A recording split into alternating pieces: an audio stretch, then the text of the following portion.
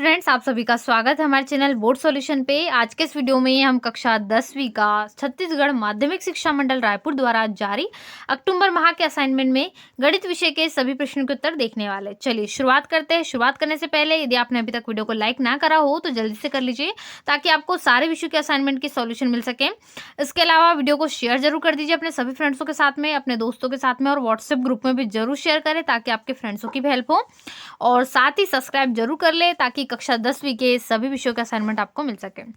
चलिए बात करते हैं असाइनमेंट के सॉल्यूशन की। पीडीएफ आप कैसे डाउनलोड कर सकते हो। पीडीएफ को डाउनलोड करने के लिए आपको गूगल पे जाना होगा। गूगल पे सर्च करना होगा। क्या सर्च करोगे आप? www.boardjanकारी.com। ठीक है, जैसे सर्च करोगे वहां पर आपको सभी विषयों के असाइनमेंट की पीडीएफ मिल जाएगी। ठीक है, बोर्ड जानकारी आपको सर्च करना है। चलिए क्वेश्चन नंबर पहला देख लेते हैं। इसके अलावा कक्षा 10वीं के सभी विषयों का असाइनमेंट चैनल पे अपलोड हो चुके हैं। जाइए और आंसर देख लीजिए, और या फिर डिस्क्रिप्शन में लिंक है, लिंक पर जाकर क्लिक कर दीजिए, आपको आंसर मिल जाएंगे। चलिए क्वेश्चन नंबर पहला है, मोहन ने बैंक में 100 रुपये प्रति माह की दर से 5 वर्ष के लिए आवर्ती जमा खाता खोला। यदि ब्याज की दर कितनी हो, 6% वार्षिक हो, तो 5 वर्ष पश्चात उसे कितनी धनराशि प्राप्त होगी। ठीक है, 5 वर्ष के बाद में उसकी धनराशि हमें ज्ञात करना है। आपको क्या क्या दिया है यहाँ पर? 100 रुपये प्रति माह दे दिया है, समय दे दिया है, दर भी दे दी गई है। ठीक है, चलिए देखते हैं इसका उत्तर। तो इसका उत्तर आप इस प्रकार से लिखोगे, मोहन ने बैंक में 100 रुपये प्रति माह की दर से जो दिया है, तो कितने दिए हैं? मूलधन यानी 100 रुपये। ठीक है, पी यहाँ पर है 100 रुपये से, और इसके बाद यहाँ पर एन, यहाँ पर आपको कितना हो जाएगा, क्योंकि 5 वर्ष के लिए आवर्ती जमा खाता खोला, तो 5 गुणित 12 मतलब कितना? 60। ठीक है, माह हो जाएगा इसके हिसाब से, और दर दी है कितनी? आर बराबर से 6% वार्षिक दर है। चलिए हम ब्याज का यहाँ पर फॉर्मूला हो जाएगा आपका पी गुणित आर अपॉन 100। पी का मान 100 है, आर का मान यहाँ पर 6% है, अपॉन में 100 हो जाएगा, तो ब्याज यहाँ पर हो जाएगा गुणित में कितना? 1/12 कोष्टक में n into n plus 1 upon 2। N का मान भी हम देख चुके 60 है, तो 60 गुणित एन प्लस 1 मतलब 60 धन 1 कितना हो जाएगा? 61। तो 60 गुणित 61 हो जाएगा यहाँ, और यहाँ पर मान मैंने पहले बता दिया आपको कैसे रखा गया। ठीक है, पी का मान और आर का मान रखा गया। दोनों का मल्टीप्लिकेशन कर लीजिए, यहाँ से 100 से 100 कैंसिल हो जाएगा। 6 से यहाँ पर 2 टाइम कितना हो जाएगा? 12 यहाँ पर कैंसिल हो जाएगा। इसके अलावा आप 2 से सीधे 30 को इस प्रकार से काट सकते हैं, तो 30 गुणित 61/2। ठीक है, इतनी इक्वेशन बन गई ये सेम तरीके से। इसके बाद यहाँ से आप और इसको शॉर्ट में 2 से आप 15 को काट दीजिए, और 15 में 61 का मल्टीप्लाई कर लीजिए। ठीक है, तो 915 रुपये आपका आंसर आ जाएगा। ये ब्याज के हिसाब से है। अब मोहन को कुल प्राप्त राशि कितनी हो जाएगी? पी इंटू एन प्लस ब्याज। ठीक है, तो ब्याज हमने निकाल चुके हैं, 915 रुपये हमारा ब्याज बन रहा है, और पी इंटू एन मतलब 100 रुपये है पी का मान, एन का मान कितना है? 60। तो 100 गुणित 60 मतलब 6000। 6000 में 915 को प्लस करा तो 6915 रुपये मात्र ही आपका करेक्ट आंसर हो जाएगा। इतनी राशि जो मोहन को प्राप्त हुई है। ठीक है, तो ये क्वेश्चन नंबर पहले का उत्तर हो जाएगा। इसी प्रकार से दूसरा क्वेश्चन आपको क्या दिया गया है, चलिए देखते हैं दूसरा क्वेश्चन। दूसरा है, श्रीराम ने 20,000 रुपये 2 वर्ष के लिए सावधि जमा खाते में जमा कराया। यदि ब्याज की दर 6% वार्षिक हो तथा ब्याज 6 माही संयोजित होता है, तो नियत तिथि पश्चात मिलने वाली धनराशि कितनी होगी, आपको ज्ञात करना है। तो क्या क्या दिया आपको यहाँ पर? पी का मान दे दिया गया कितना? 20,000 रुपये। समय दिया कितना? 2 वर्ष दिया गया है, एन का मान। इसके अलावा दर कितनी दी गई? 6% वार्षिक दर दी गई है। चलिए ब्याज कैसा है? ब्याज है 6 माही संयोजित होता है, तो एन का मान कितना हो जाएगा? 2 गुणित 2 मतलब कितना? 4 बराबर से कितना है? ये 6 माही का है। चलिए इसके बाद आर का मान निकल जाएगा, क्योंकि हमें 6 माही का ज्ञात करना है, और साल में कितने? 12 महीने होते हैं, मतलब 2 पार्ट में बटेगा, तो 6/2 मतलब दर केवल 6 माही के लिए कितनी होगी? 3% ही होगी। तो आगे होगा, सावधि जमा खाते में ब्याज के लिए हम ए बराबरी से पी कोष्टक में 1 प्लस आर अपॉन 100 पूरे की होल पावर एन हो जाएगी। इन सभी का मान आप जानते हैं, एन का मान हमें दिया गया है, पी का मान भी दिया गया है। ठीक है, तो पी का मान और आर का मान और एन का मान यहाँ पर रख दिया। आर हमारा केवल 6 के लिए है, तो 3 यहाँ पर 3% हो जाएगी 6 माही के लिए। मान रख दिया। चूंकि इसको सॉल्व करने के लिए एलसीएम ले लोगे तो 100 धन 3 मतलब 103/100 आएगा आंसर। उसके बाद पूरे की घात 4 है, घात 4 है मतलब इनको 4 बार आप लिख सकते हैं, 103 को भी और 100 को भी।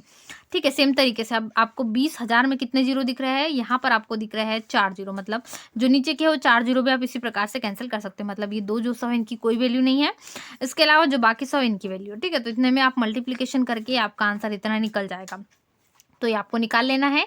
पूरा सेम तरीके से आप 22,510 रुपये निकाल सकते हो। ठीक है, आपका आंसर आ जाएगा। इसके बाद तीसरा क्वेश्चन देखते हैं।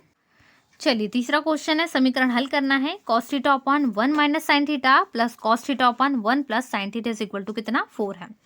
ये क्वेश्चन है, इसको इक्वेशन को आपको सॉल्व करना है। चलिए आंसर देखते हैं। तो क्वेश्चन नंबर 3 को कुछ इस प्रकार से आप सॉल्व करोगे। cos theta upon 1 minus sine theta आपको इक्वेशन दी गई है। क्या हो जाएगा? cos theta upon 1 minus sine theta plus cos theta upon 1 plus sine theta. ठीक है, इक्वेशन आप लिख दोगे, क्वेश्चन आपको दिया गया है। इसके बाद एलसीएम ले लोगे, एलसीएम होगा 1 minus sine theta into 1 plus sine theta. फिर क्रॉस में मल्टीप्लीकेशन इनका हो जाएगा, यानी कि यहाँ पर जब एलसीएम लोगे तो ये कंडीशन आएगी।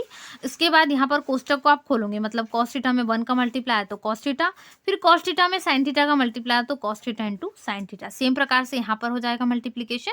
इसके बाद 1 माइनस साइन थीटा और 1 प्लस, मतलब ए धन बी ए ऋण बी कितना होता है? ए स्क्वायर माइनस बी स्क्वायर। तो ए स्क्वायर मतलब कितना? 1, 1 का स्क्वायर मतलब 1, और माइनस साइन स्क्वायर थीटा, तो 1 माइनस साइन स्क्वायर थीटा किसका फॉर्मूला होता है? यहाँ पर आप लगा सकते हो आसानी से cos स्क्वायर थीटा का। तो आगे जाके हम उसको cos स्क्वायर लिख देंगे। यहाँ पर आप मल्टीप्लिकेशन करोगे, उसके बाद आपका जो है कैंसिलेशन हो जाएगी, दो बैलेंस हो जाएंगी इक्वेशन, क्योंकि cos theta into sine theta minus और प्लस दोनों में तो बैलेंस। यहाँ पर एक cos थीटा और यहाँ पर एक, मतलब कितने cos थीटा? 2 cos theta. तो ये नई इक्वेशन बनेगी 2 cos थीटा। चाहे तो यहाँ पर इक्वेशन दी गई है, जो आपको फॉर्मूला अटेंड हो रहा है वो भी यहाँ पर लिखेगा। ये जरूर लिखना है आपको, ताकि आपको याद रहे आपने कौन कौन से फॉर्मूले को यूज ऑन किया है। ठीक है, तो यहाँ पर क्या हो जाएगा? 2 cos theta upon cos square theta.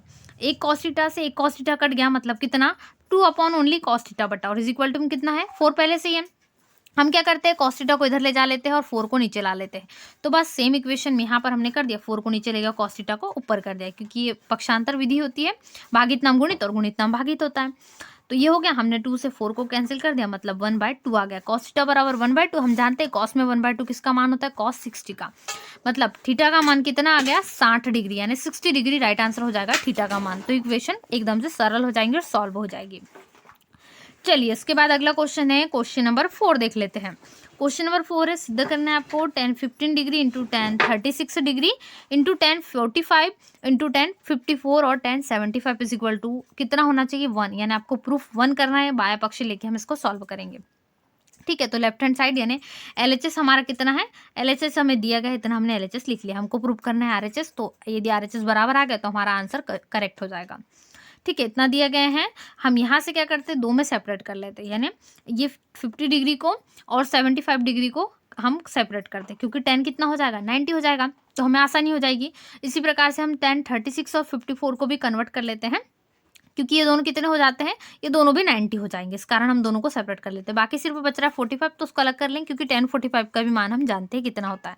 ठीक है, यहाँ से हमने दोनों को एडजस्ट कर लिया, तो 10 50 डिग्री और 10 यहाँ पर 75, दोनों हो गए 90, फिर ये भी दोनों 90।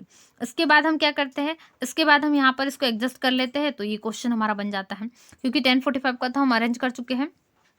यहाँ से आपकी इक्वेशन कुछ इस प्रकार से बन जाती है। ठीक है, इसके बाद में आप इसको सॉल्व कर लोगे, 10 45 को भी यहाँ पर मान रख देंगे आप, 1 हो जाता है।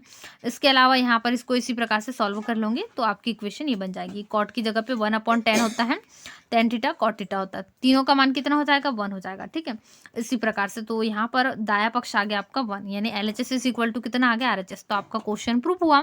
जब भी ऐसी कंडीशन बनती है तो हमारा क्वेश्चन क्या हो जाता है? प्रूफ हो जाता है।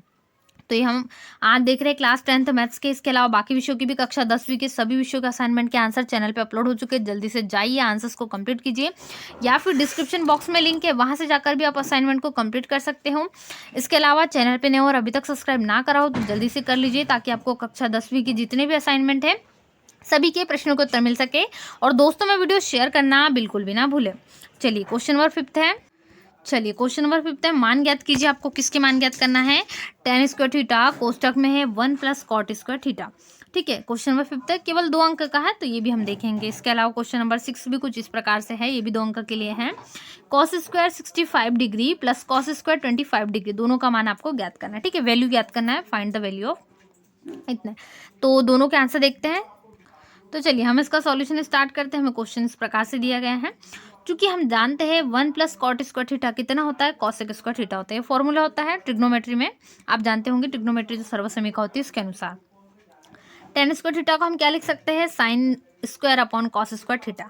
ठीक है, क्योंकि स्क्वायर में तो होल स्क्वायर का लिख देंगे, मतलब साइन स्क्वायर cos स्क्वायर एक ही बात होंगी। cosec स्क्वायर किसका अपोजिट होता है? 1/sin का। ठीक है, तो 1/sin थीटा का होल स्क्वायर मतलब कितना? cosec square. ठीक है, इसको कोष्टक को खोल लीजिए, sine square upon cos square, ये भी 1/sin। साइन स्क्वायर से साइन स्क्वायर बचा कितना? 1/cos स्क्वायर थीटा, यानी कि कितना? कॉस किसका होगा अपोजिट? यहाँ पर सेक स्क्वायर। तो राइट आंसर कितना होगा? Sec square theta. 2 अंक में एकदम परफेक्ट क्वेश्चन सॉल्यूशन हो जाएगा। ठीक है, चलिए क्वेश्चन नंबर 6 मैंने बताया आपको किस प्रकार से दिया है। Cos square 65 plus cos square 25 degree का मान आपको याद करना है।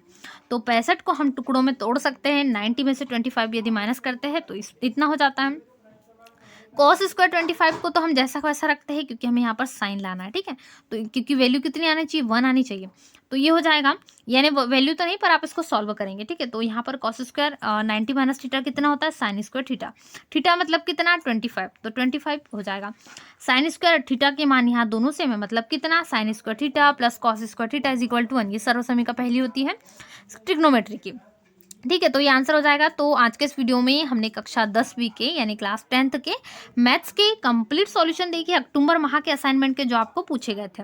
इसके अलावा यदि आपने अभी तक वीडियो लाइक नहीं करा हो तो जल्दी से लाइक कर दीजिए और दोस्तों के साथ शेयर करना वीडियो बिल्कुल भी ना भूलें, जिससे आपके सभी फ्रेंड्स की भी हेल्प हो सके।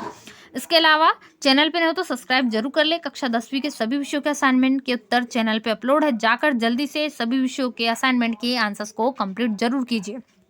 चलिए मिलते हैं नए वीडियो में, तब तक वीडियो को लाइक करें, दोस्तों में शेयर करें, चैनल पे नहीं हो तो सब्सक्राइब करें। Thanks for watching.